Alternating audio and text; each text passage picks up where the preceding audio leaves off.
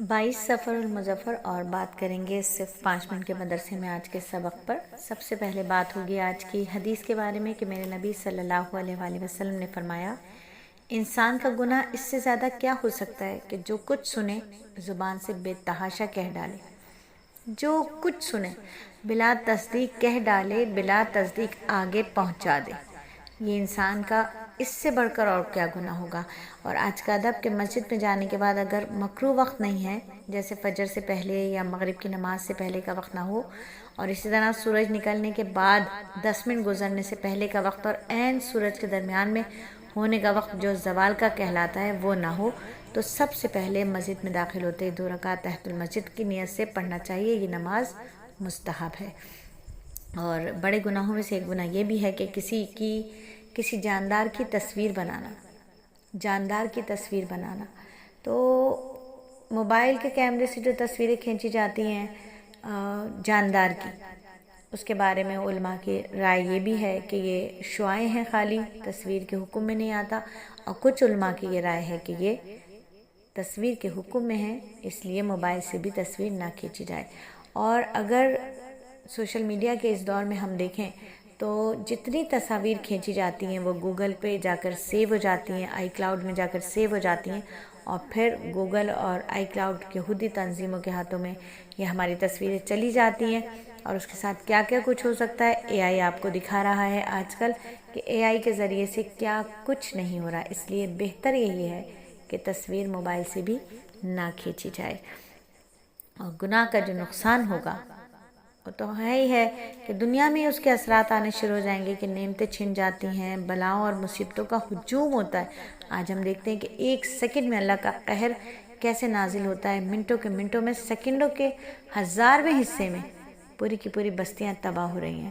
یہ سب کیا ہے؟ یہ سب ہمارے اعمال کا نتیجہ ہے۔ اللہ رب العزت ہمیں گناہوں سے بچا کر اپنے پسندیدہ کاموں میں لگا دے، آمین ثم آمین۔ نعمتیں چھن جاتی ہیں گناہوں کے نقصان سے، مصیبتوں کا ہجوم ہوتا ہے۔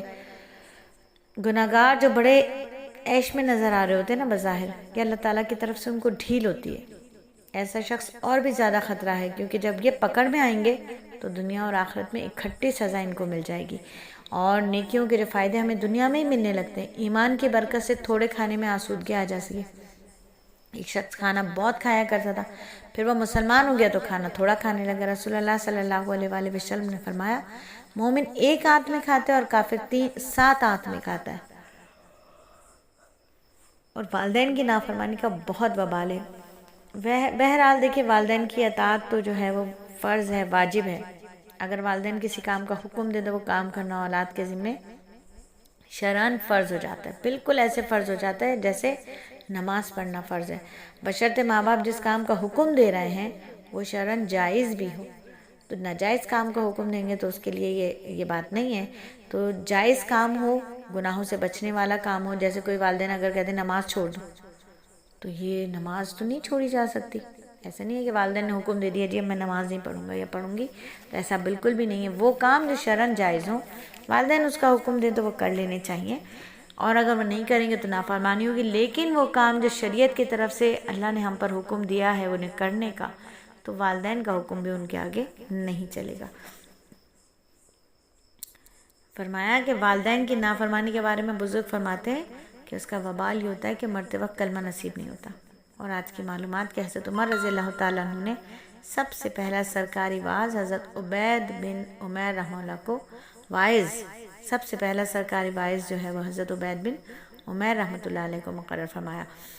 اور آج کا سبق کہ لڑکیوں کی پرورش کی بڑی فضیلت ہے۔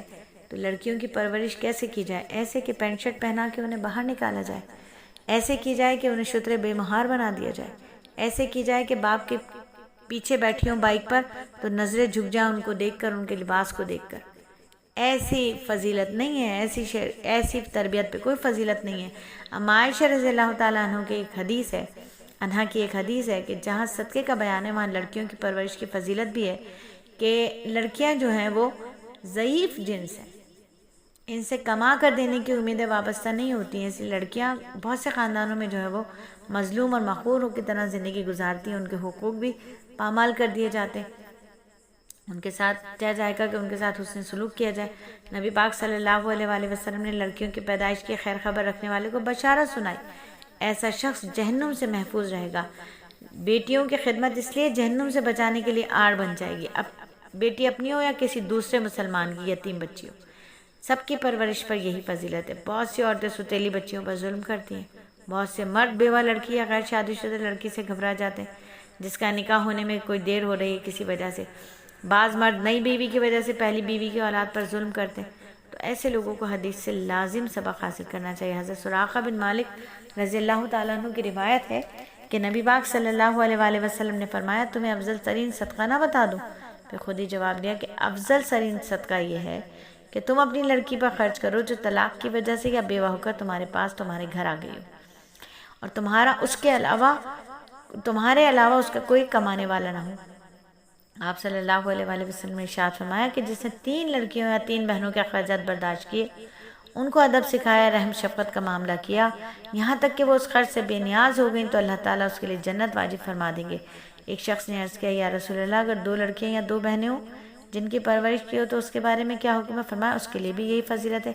راوی کہتے ہیں کہ اگر ایک لڑکی کے بارے میں سوال کیا جاتا تو آپ ایک کے لیے بھی یہی فضیلت فرماتے۔ اللہ تعالیٰ ہمیں اپنی بچیوں کی بہترین تربیت کرنے کی، پرورش کرنے کی توفیق عطا فرمائے، اور جتنی بچیاں سلیس اسلامک اسکول مہد السلیس اسلامی میں پڑھتی ہیں، آن لائن ای سلیس اکیڈمی میں پڑھتی ہیں، اللہ تعالیٰ ان کے لیے بھی ہمیں بہترین اخلاق کے ساتھ بہترین نمونہ بنائے، اور اللہ رب العزت ہماری ان تمام بچیوں کو ہمارے لیے بہترین صدقہ جاریہ بنائے۔